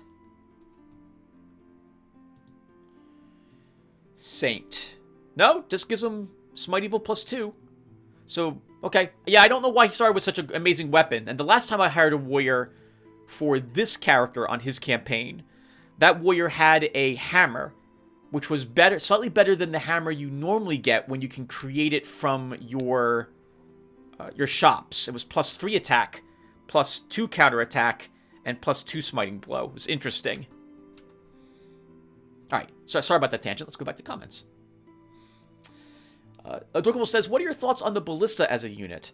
I've never been impressed when I tried them. Their attack isn't that much better than tier 1 units. They are slow, can't be healed, And my gods, the low ammo is annoying. Yes, I agree about that especially. Collectible action should at least get you 1 ammo for sure, because it costs a whole turn anyway. Yeah, so I like the ballista. So let me see if I can talk about why I do. I don't have it, of course, I don't have it on this character yet, because I haven't unlocked it. And I can't go over to the other save slot and show you, because of where I am in that campaign. So the ballista's low armor is really annoying because they only get 3. But even early on, they will begin getting plus ammo level up perks. And they gain plus damage upgrade perks, level up choices, rather often from what I have seen. Assuming you can keep them alive, which is the only trouble I have with them. They usually die before I can get them to a level 5 or 6 or so. I like their range. They have one of the better, I think it's range 5 or 6 on them. Actually, you know what I can do? I can use Eador P really quick to pull them up. Let's see. What are they capable of again? So actually, before I look that up, really quick, so the things I do like about them is that they are a neutral unit. And so if I haven't made up my mind in which direction I am going in regards to supporting units in my army, I will take ballistas because they're ranged, they're tier 2, they have decent range, they might not do fantastic damage, but it's decent, and they can get along with everything in that army. I like, and I believe, that they add more siege power to your army than other units tend to do, as they are a type of siege engine. And when they level up, you can give them extra points in siege, which can be helpful in lowering the amount of time you are sitting there with your army losing morale while waiting for the walls to fall. So I like them for that reason too. They also do have the Shatter Armor special attack, similar to our light infantry.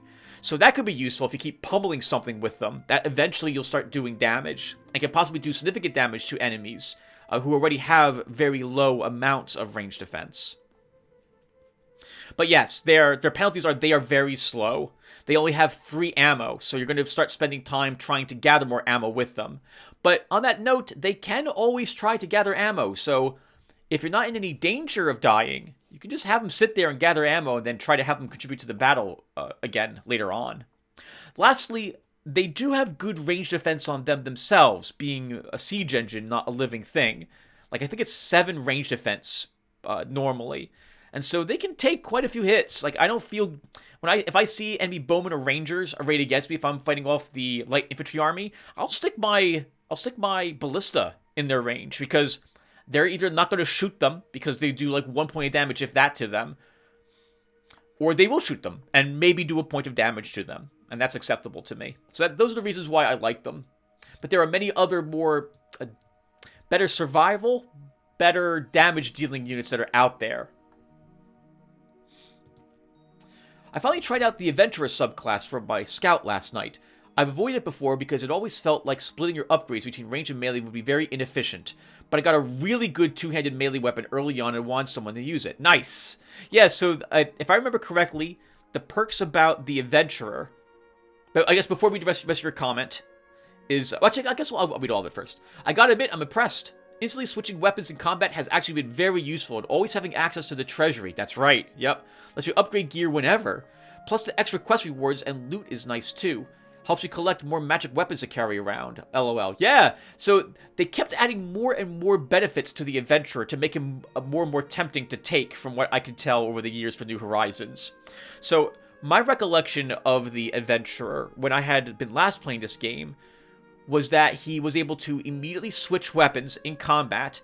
He gained +1 speed, and if he did use a ranged attack, it would put the crippling effect on that target for like 2 turns, meaning it lowers their speed by that amount. So they could constantly dance around enemies, and he would get increased rewards, I think, for completing quests, and I think it's increased rewards for exploring locations as well. So he is a fantastic, in my opinion, like second hero, who is running around, giving, like in my case, I usually give him diplomacy so that I can go ahead and purchase provinces, and he'll be good at doing that. We get quests completed quicker with him because he's doing the crystal quests, because my main hero is probably just doing really difficult locations or fighting an enemy for enemy provinces. And I like clearing locations with him, as he's the one who runs around and clears locations to give me extra loot. And I think he gets extra loot when he does clear locations.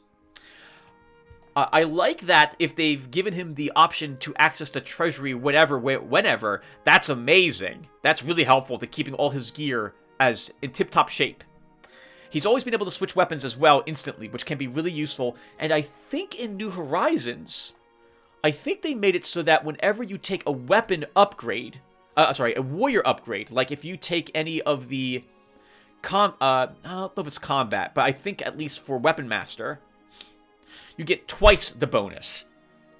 So, in other words, I think the way it works with him is if you take Weapon Master level 1, he gains +2 attack, +2 counterattack, not just +1 and +1. So he can be a quite surprising melee terror as well, if you weren't expecting that. If you see an adventurer over there, be careful. He could very well easily defend himself in combat if the AI is using one. Yeah, so I like the adventurer. I like all the classes in this game. It's just a matter of what I'm in the mood to take. I guess the only one I tend not to take is the... It's a scout class. What is it called? Ringleader. The only one. And the only reason I don't take him is because he increases the amount of loot you get with plundering as one of his specials. And it's something that I'll never use. I never plunder with him. But you could do that. And in fact, that's something that I should think about doing.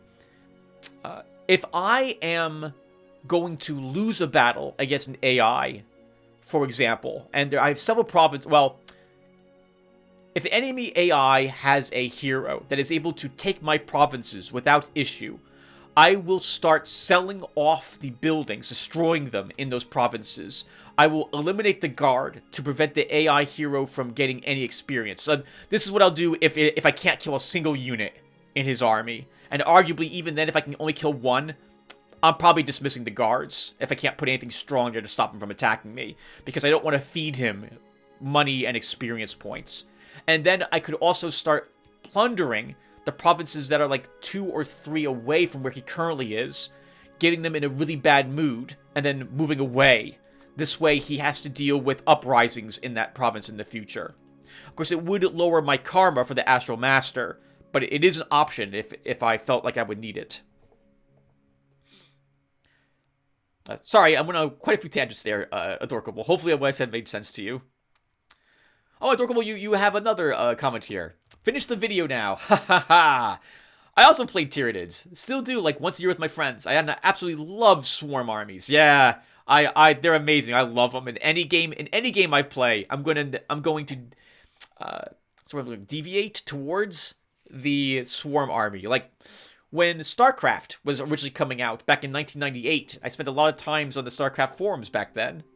And I was a big fan of the Protoss from everything I read about them. But once the game was out, I loved the Zerg and using Zerglings and attacking as quickly and with as many units as I possibly could against my opponents. That was a lot of fun.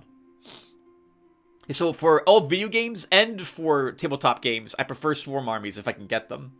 Nothing quite as fun as putting down 90 Hormagaunts and then 120 Termagaunts on the table and knowing that it's less than half your points. Yup.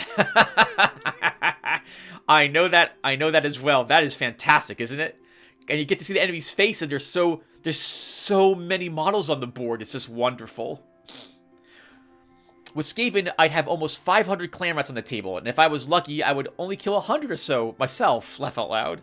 Skaven do not understand the term friendly fire, and when you have flamethrowers, miniguns, gas bombs, and lightning cannons, that sucks for any rat on the front line. Yeah. We had some AoEs as the Tyranids too, right? But it was weird AoEs. We had Barbed Stranglers, Death Spitters, and the Biomines. But the mines in 3rd edition blew up. Oh, I never took the Frag or Spore Mines. They're called Spore Mines. I never took the 2 mines that use like the 4 or 5 inch pie plates. I always took the acid mines that use the spray template. Because I could lob them at the back of an enemy vehicle and then pivot the Spore Mine spray template towards the back of the vehicle to hit rear armor. Because they only did 3, I think it was 3 damage. So that was your best chance to actually puncture the armor of the vehicle. I can't remember how they work exactly now. It was a long time ago. But I can imagine that if a lot of what you're saying, Adorkable, sounds like it's all AoE templates, and that's going to be rough if you're firing it at the enemy frontliners and your owns are there. But the rats knew what they're going into. When that happens, you know, if 100 die, who cares? It'll make 100 more in like another month or so. So in my experience, promoting units is not really worth it. Okay, thank you, Adorkable. It seems to me that it removes all the upgrades you've chosen and replace your cool, strong unit with the level 1 base version of the new unit. Yes, that is exactly what happens based on what Dennis Mayak has said, and my own experience also verifies that. Maybe I'm wrong here. I'm working on information from 2 years ago, after all, but I seem to remember a spearman that had gotten like 3 or 4 attack upgrades being promoted to a veteran spearman, having less attack somehow. After seeing that, I pretty much never upgrade a unit again, except in a very specific case, where the upgraded unit gains access to new abilities or options that I want. Yep. I think on that note, No, he doesn't.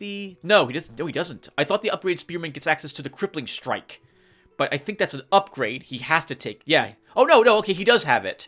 Okay, so that would be the only reason why you might want to take him. Or one of the reasons why you would want to.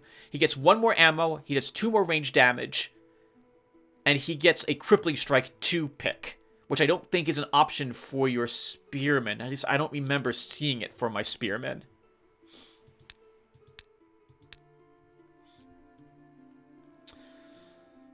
Okay, who else left a comment here? Bruno did. You know, all is lost when you start shooting random units.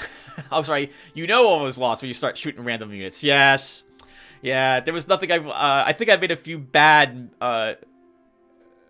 calls in that video as well when we lost everything. But I expected to lose everything. There's not much I can do. Like, the only one who really matters is going to be Daros there. No one else is going to matter at all, because we might kill something, but they're all dying anyway. Well, Daros could take most of the brunt. The army was not prepared for those enemies. Yeah, and it wouldn't have been. Like, against the orcs, I can't think of... We would have to wait so long to have an army that wouldn't die to them. I would have to really kind of babysit the army, really be careful about what locations I'm going and how I'm fighting. But I really wanted to reach the enemy provinces so I could have the threat to attack them at some point in the future. Of course, the bad news is the AI would have that option with me as well. But given what we've seen of and how his provinces are stretched all along what looks like the northwest corner to the northeast, and it looks like maybe even the southeast, he is probably the winning team over there. And I think I might need to attack him sooner rather than later while he's distracted. So that, just like I did once to Vianata an age ago, where she was heavily invested in destroying, I think it was Beleth. And I realized that I could make it to her capital and siege it, and possibly breach those fortifications before she ever returned. That will probably be the plan for me with Ohm. Let's see here. Maybe with some tier 1.5 or another composition. I'm not a big fan of ballistas. Oh yeah, I think I'm the only one who likes them. To be quite honest, I mean they're good. It depends. So it would help if you have a commander as well, because the commander's going to have a commander who goes for ranged combat would make them very, very powerful. Yeah, but I guess the army I was assembling was also not very well suited for taking on those battles. But again, those are also tier 4 province guards. And man, I don't know how you win those battles without losing units unless you have like a tier 4 spell that is an amazing spell that you can use to help you prevent the loss of your army. I see at least one positive thing. Now you know that with better equipment, Daros can go solo, or with minimal support. But in larger shards, having level 20 soldiers really makes a difference. Yep, I agree, Bruno. Yep. And I normally wouldn't throw away the army, as you saw me do. But on that same note, I didn't feel like I should wait around for like another... It's so... How to describe this?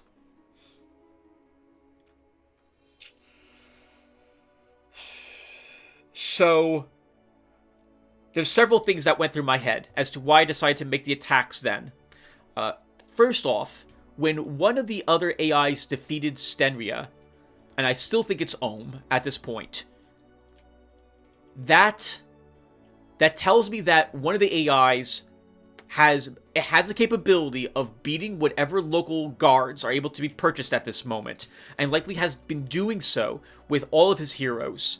They now have a bunch of other provinces under their command as well, and are earning a lot of income. We need to find out who that is, and we need to try to threaten them if they are preoccupied. So I wanted to reach the enemy lines earlier rather than later. Next is we were running out of locations that I felt like we could do without losing the army. So it's a matter at that point of, do we have Daros just explore or wait for Ilthin and Eleron to find locations that Daros can defeat without losing his army? And that could take too long. If I was playing a multiplayer game versus myself, yeah, I would take hundreds of turns doing that thing. But in the campaign against an AI, especially one that sounds like it's winning a war, I don't know if we got the time to do that. Maybe we could for 5 turns, but after that, I'm gonna feel like I'm behind the 8 ball, and we need to push out. We're probably falling too far behind. That's my opinion. Next, I think you guys or some of my commenters were suggesting, yeah, we should push out. Well, we're surrounded by tier 4 provinces, and they're all difficult ones, with, like, as we saw, behemoths, or chieftains, or we have... I don't think we have yet fought... Maybe we did fight the gnolls. That'll be an interesting battle when we do that fight also. So, they're tough, and while Daros himself could probably win... with his army distracting, that army's going to die in the process of helping him do that, so... Finally, I do have to keep in mind, and this is something I always think of, that I am uploading this to YouTube, so it can't be just me playing the game. It's gotta be entertaining for you guys too. And if all I'm doing for an hour, or an hour and a half, is just hitting end turn and then saying, no, we're not strong enough to do that, I don't think that's that entertaining for you guys. Maybe it is. I don't think some of you would mind. I'd talk about random things. But, well, I don't like doing that if I don't have to. So I want to do what are difficult battles. And it's one of the reasons why I did the Illithid battle. Because I've never fought an Illithid before. I don't know what they're capable of. And the only way I'll find out is by either staring at the ARpedia site, which I should do before I go in there. Or I could say, well... I don't know what it does. Let's find out. And we step in there and we find out what it does. That tends to be the way I figure out tabletop games too. My opponents will try telling me what they're capable of. And I'm like, you know, I will learn better by not knowing what it's capable of and me watching what it does the first time it annihilates half my army. At that point, I will understand why I should have targeted that thing first, or something of that sort, or why I should have ignored it, or I shouldn't have weakened it because I made it stronger, or something of the sort, so. But otherwise, yes, and I guess not otherwise, I agree with you, Bruno, 100%. A different army could have taken those out, probably without as many losses as we suffered. Keeping a fairy alive would have helped, too, but I wasn't willing to keep buying more fairies and dropping them off for Daros. That would just take too long. In the end, we just got to do it without a fairy. Oodaloop C says, man, tough fights. It's always rough when the reckoning comes. Good video as always. Thank you, Oodaloop C. Yeah, the good news about the reckoning having arrived, though, is now that I no longer have a powerful army with Daros, and with Ilthin, both of them lost their armies because Daros took both of them to suicide battles.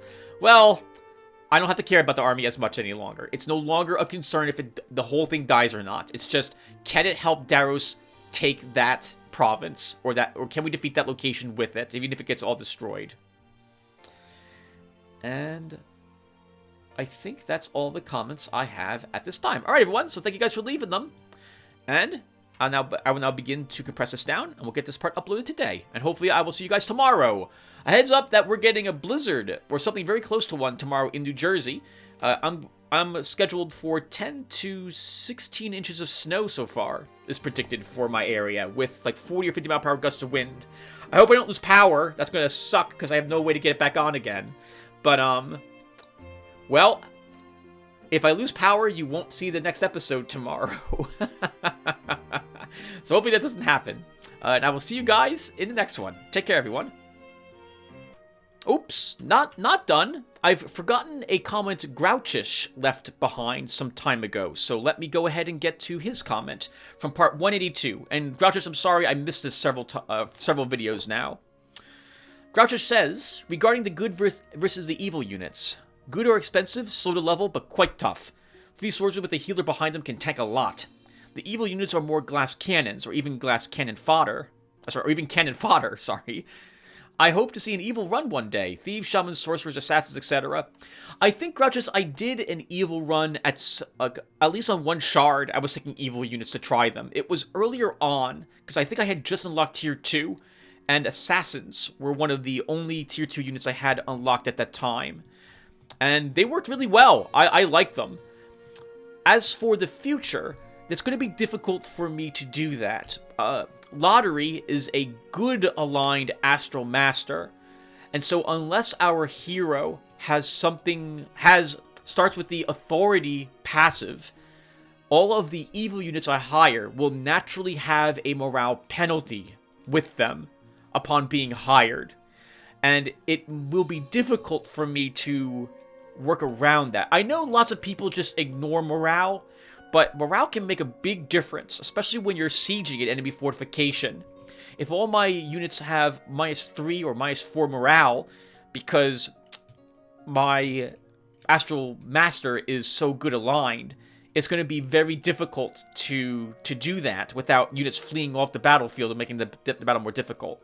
So I will probably, though, still do this for any wizard I'm making that is a necromancer. Like, if we find some good necromantic spells, like Skeleton of Doom, for example, or a few good chaos summon spells, we can go down that route, and I'll be able to pull in more evil units. I actually kind of wanted Lotaeri to be more of a neutral Astral Master, but we've been all in on the good at this point, so it's going to be difficult. We will still try to figure out. I do want to do this. It's just a matter of, is it feasible for me to do it on any particular shard? As for what to do, push out, save some money, and buy more gear in the plate mail shop. Oh, right, yep, as you saw, we did push out. We didn't save much money. And I think we did buy more gear at the plate mail shop. We also got some more good gear just as an accident as we went forward too. I also would recommend to get the Necromancy Spell School Level 2 to support your Necromancer. Yep, that's exactly what I did, yep. But it's difficult to choose what other school to drop.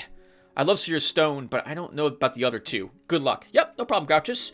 So, I think we're going to go the Temple of Light Tier 2 for Word of Power, which is a very nice spell. It's +1 movement speed, +2 stamina regenerated, +1 attack, and I think +5 hit points regenerated each round for 4 or 5 rounds when cast. It's a very useful spell for just about all of our heroes, but Daros in particular. So we're definitely taking that in addition to the Necromancy School.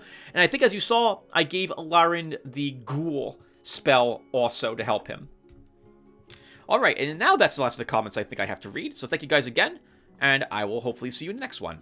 Take care, everyone.